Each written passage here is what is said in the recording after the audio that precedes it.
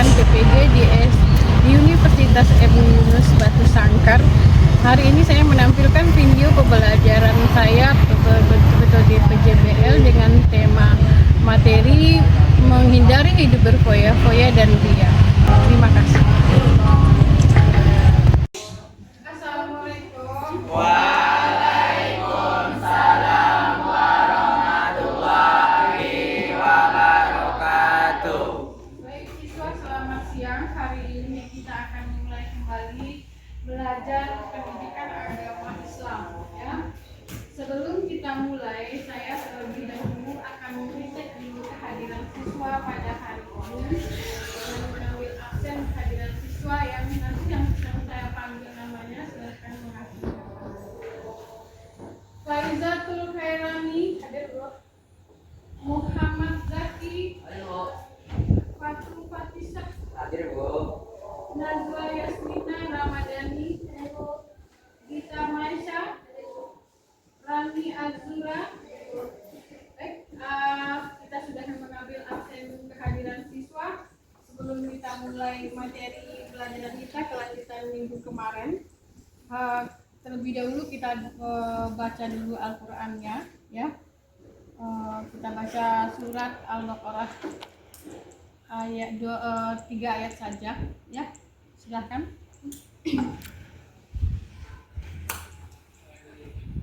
A'udzu billahi minasyaitonir rajim.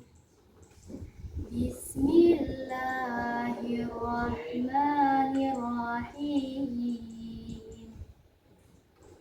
Alif Lam Mim.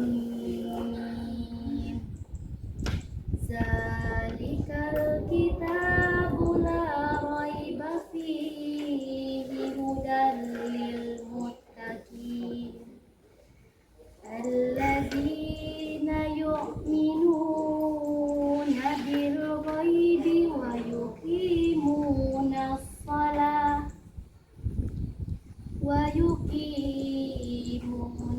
salata wa mimma razaqnahum yunfiqun. Sadaqallahul azim. Terima kasih. Semoga dengan bacaan Al-Quran hari ini bisa menunjukkan hati dan mendapatkan amal ibadah bagi kita. Baiklah siswa, hari ini kita akan membahas kembali materi lanjutan kita, yaitu mengenai menjalani hidup penuh manfaat, menghindari berfoya-foya, ria, sum'ah, takabur, dan hasyad. Tapi yang lebih dulu kita fokuskan pelajaran kita hari ini. Kita akan angkat dulu materinya, yaitu mengenai menghindari hidup berfoya-foya dan menghindari hidup tidak berbuat ria. Dua itu. Jadi di sini kita lihat dalam kehidupan sehari-hari. Kedua, siswa telah mempelajari nilai-nilai dasar dalam Islam yang mendorong kesederhanaan dan keikhlasan. Nah, dua ini yang harus dipahami, maka itu berupa video pembelajaran atau berupa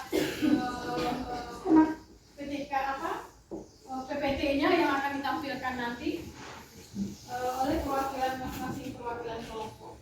Kemudian profil belajar kita, yaitu profilnya belajar Pancasila, yang dicapai adalah berakhlak mulia, bertanggung jawab, dan mandiri dalam pengambilan keputusan. Kemudian memiliki kesadaran spiritual, bertindak sesuai ajaran agama Islam, dan peduli terhadap kesejahteraan, keselarasan bersama. Nah, ini yang sebenarnya yang profil dari Pancasila. Kemudian kita lanjutkan lagi, yaitu target dari peserta didik. Nah, targetnya seluruh peserta didik agar siswa memahami terhadap materi ini. Kita ambil model pelajarannya, siswa dapat mendeskripsikan makna dan dampak berfoya-foya. Jadi nanti kalau PPT-nya ditampilkan, berarti harus ditarik kesimpulannya apa gitu dalam materi itu, ya.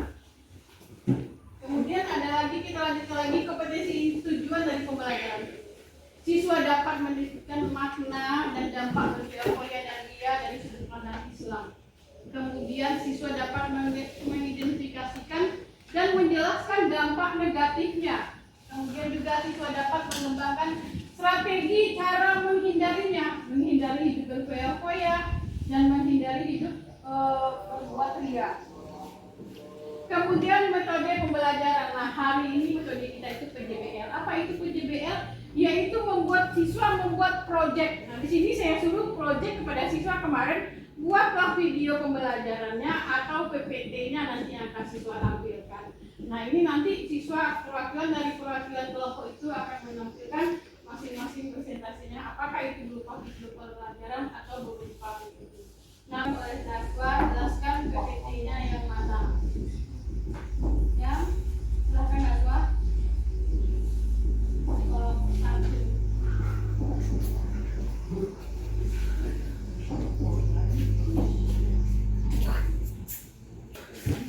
Baiklah, Assalamualaikum warahmatullahi wabarakatuh. Waalaikumsalam warahmatullahi wabarakatuh.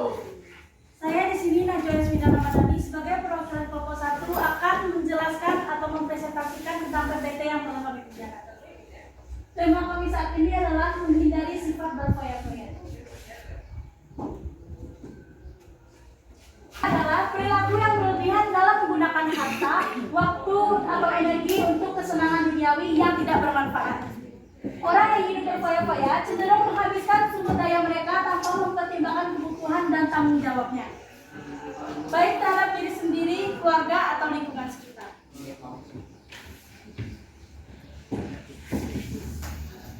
Dalil Al-Quran dan hadis tentang berfoya-foya.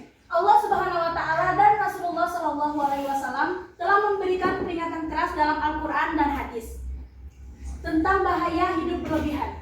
Berikut ini beberapa dalil yang relevan. 1. Al-Quran Surat Al-Isra ayat 27. Sesungguhnya orang-orang yang pemboros itu adalah saudara-saudara setan, dan setan itu adalah sangat ingkar kepada Tuhannya. 2. Hadis Rasulullah SAW, yaitu tidak akan bergeser kedua kaki anak Adam pada hari kiamat hingga ia ditanya tentang 4 hal. Umurnya, untuk apa dihabiskannya? Ilmunya, bagaimana ia mengamalkannya? Hartanya, dari mana ia peroleh dan untuk apa dia gunakan? Dan tubuhnya, untuk apa ia gunakan? Dampak negatif hidup berfoya-foya. 1. Mengurangi keberkahan harta. Ketika seseorang boros, hartanya akan cepat habis tanpa memberikan manfaat yang nyata. Padahal, harta yang diberikan Allah seharusnya digunakan untuk kebutuhan hidup yang bermanfaat dan ibadah. 2. Mengabaikan kewajiban.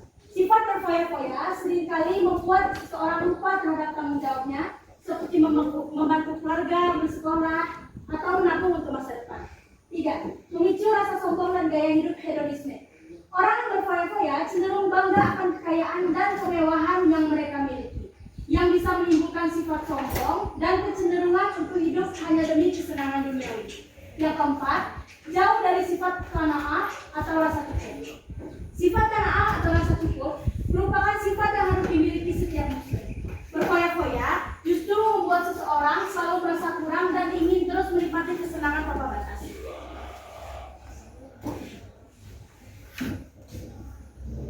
Yang D.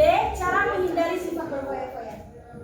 Untuk menghindari perilaku berfoya-foya, berikut beberapa langkah yang bisa kita lakukan. 1. Menjaga kesederhanaan dalam hidup. Mulailah dengan menjalani hidup sederhana, baik dalam gaya hidup maupun penggunaan harta. Rasulullah SAW memberikan teladan bagaimana hidup dalam kesederhanaan, meskipun beliau memiliki kesempatan untuk hidup mewah.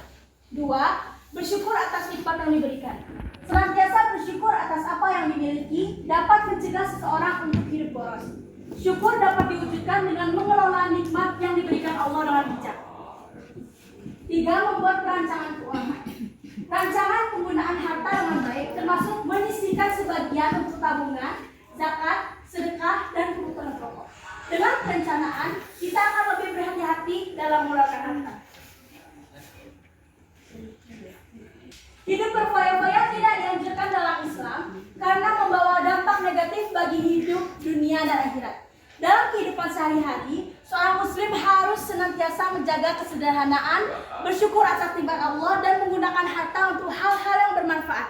Dengan cara ini, kita bisa menghindari sifat boros dan berfoya-foya, serta mendekatkan diri kepada Allah Subhanahu wa Ta'ala.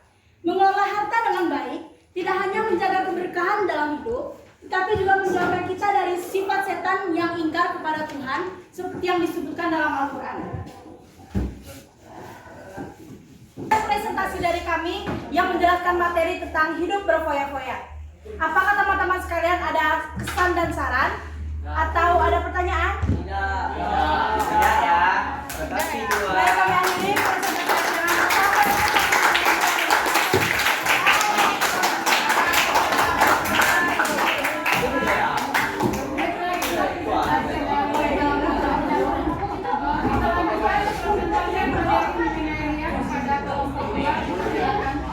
Assalamualaikum warahmatullahi wabarakatuh.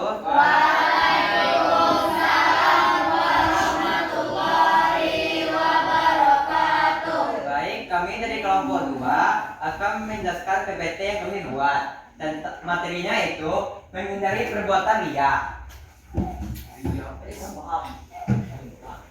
Pengertian riya adalah perilaku melakukan suatu ibadah atau kebaikan dengan niat agar dilihat dipuji atau dinilai baik oleh orang lain, bukan semata-mata karena Allah Subhanahu wa Ta'ala. Secara singkat, riya adalah melakukan sesuatu bukan dengan niat mencari ridha Allah, melainkan mendapatkan pengakuan dari manusia. Rasulullah bersabda, sesungguhnya yang paling aku khawatirkan atas kalian adalah syirik kecil, yaitu riya. Hadis riwayat Ahmad. Dalam hadis ini, riya disebut sebagai syirik kecil karena pelakunya tidak memurnikan niat kepada Allah dan mencampurkannya dengan tujuan duniawi, seperti ingin terlihat baik di mata orang lain. Poin B yaitu bentuk-bentuk riya dalam kehidupan sehari-hari. Yang pertama, riya dalam ibadah. Melakukan ibadah seperti sholat, sedekah, puasa dengan tujuan agar dilihat dipuji oleh orang lain, bukan untuk mendapatkan ridha Allah. Yang kedua itu riya dalam kebaikan sosial. Menunjukkan perilaku baik seperti membantu orang atau menyumbangkan harta hanya untuk mendapatkan pujian. Yang ketiga itu riya dalam ilmu. Berusaha menunjukkan sela Allah, kita lebih berilmu daripada orang lain, dengan tujuan mendapatkan penghormatan atau penghargaan. Riya dalam sikap dan penampilan. Berpakaian rapi, sopan, menunjukkan perilaku tawadu hanya agar lihat sebagai orang yang amal yang dilaksanakan dengan riya tidak akan bernilai di sisi Allah. Riya dapat menimbulkan kesombongan dalam diri seseorang. Mereka yang selalu mencari pujian dari orang lain cenderung merasa lebih baik daripada orang lain, membawa kerugian di akhirat. Amal yang dilakukan karena riya akan mendatangkan kerugian di akhirat. Allah Subhanahu wa Ta'ala berfirman pada surat Al-Kahfi ayat 110 bahwa amal yang dilakukan bukan karena Allah akan sia-sia, tidak mendapatkan balasan di akhirat. Yang selanjutnya itu menumbuhkan kemunafikan. Riya adalah salah satu ciri orang yang munafik, karena mereka menunjukkan kebaikan di luar tetapi tidak di dalam hati mereka. Mereka hanya ingin mendapatkan. Selanjutnya itu poin D, cara menghindari riya dalam kehidupan sehari-hari. Yang pertama itu perbaiki niat sebelum beramal. Sebelum melakukan beribadah atau kebaikan, selalu periksa niat. Pastikan niat hanya untuk karena Allah, bukan untuk mendapatkan pujian dari manusia. Yang kedua itu beramal secara sembunyi-sembunyi. Salah satu untuk menjaga keikhlasan adalah dengan beramal dengan secara sembunyi-sembunyi, tanpa memperlihatkan atau mengumumkannya kepada orang lain. Hal ini dapat mencegah diri dari keinginan mendapatkan pujian. Yang ketiga yaitu berdoa agar dijauhkan dari riya. Memohon kepada Allah agar diberi keikhlasan dan dijauhi dari riya. Rasulullah mengadakan doa, Ya Allah, aku berlindung kepadamu dari syirik kecil. Hadis riwayat Ahmad. Yang keempat yaitu jangan mengharapkan pujian. Hindari mencari pujian orang lain. Fokuslah pada amal dan ibadah untuk mencari ridha Allah dengan tidak mencari pengakuan dari manusia. Yang kelima, jadilah pribadi yang rendah hati. Sifat rendah hati akan membantu kita merasa kita tidak merasa perlu dipuji dan dihargai orang lain. Selalu ingat bahwa semua nikmat dan kemampuan yang kita miliki berasal dari Allah, sehingga kita tidak berhak sombong atau ria. Ria adalah perbuatan yang dilarang dalam Islam karena merusak keikhlasan dalam beribadah dan beramal. Dalam kehidupan sehari-hari, siswa harus berhati-hati dalam menjaga niatnya agar terhindar dari sifat ria. Dengan memperbaiki niat, beramal secara sembunyi-sembunyi, berdoa dan menghindari pujian, kita dapat menjaga hati tetap ikhlas dan berbuat baik kepada Allah. Dan berbuat baik, Allah hanya menerima amal yang dilakukan dengan niat tulus, ikhlas untuknya, dan ria hanya membawa kerugian di dunia dan akhirat.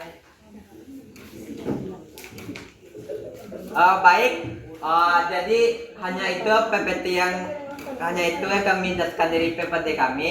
Jika ada kata-kata yang salah mohon dimaafkan. Apakah ada yang ingin bertanya atau memberi saran? Oke. Assalamualaikum warahmatullahi. Ada yang bertanya? Persilakan kepada Adit untuk bertanya. Apa penyebab seseorang memiliki sifat ria? Apa penyebab seseorang memiliki sifat ria? Penyebab seseorang memiliki sifat ria. Jadi sifat ria itu kan agar terlihat dipuji orang lain. Jadi penyebabnya adalah agar terlihat diakui semata-mata dari orang lain. Terus akan validasi atau pengakuan dari orang lain. Apakah Adik sudah puas dengan pertanyaan dengan jawaban Fatul? Terima kasih kepada Adik. Saya akhiri dengan Assalamualaikum warahmatullahi wabarakatuh. Untuk hari ini karena sudah dua kelompok sudah mempertandingkan. Jadi intinya dalam ajaran agama Islam, kedua-dua yang sudah dipresentasikan kelompok ini, baik itu menghindari berfoya-foya, juga bagaimana cara menghindari perbuatan ria, itu kedua-duanya adalah hal yang sangat dilarang oleh Allah.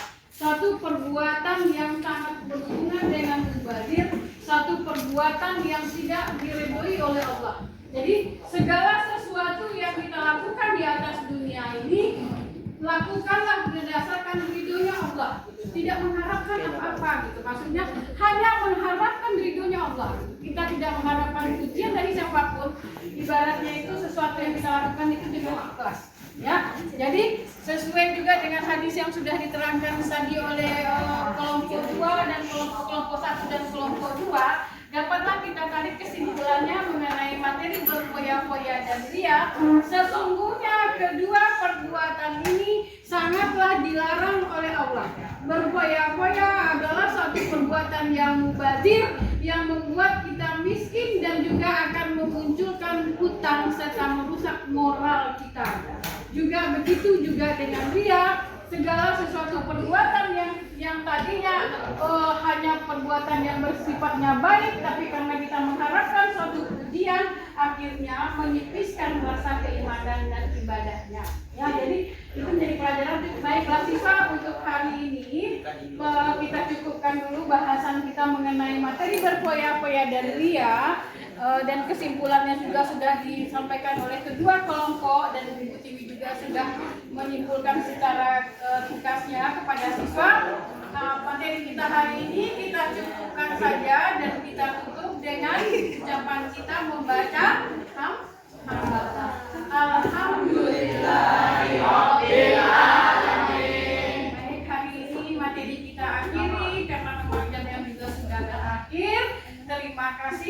siswa sudah mengikuti pelajaran kali ini pendidikan agama Islam. Terima kasih.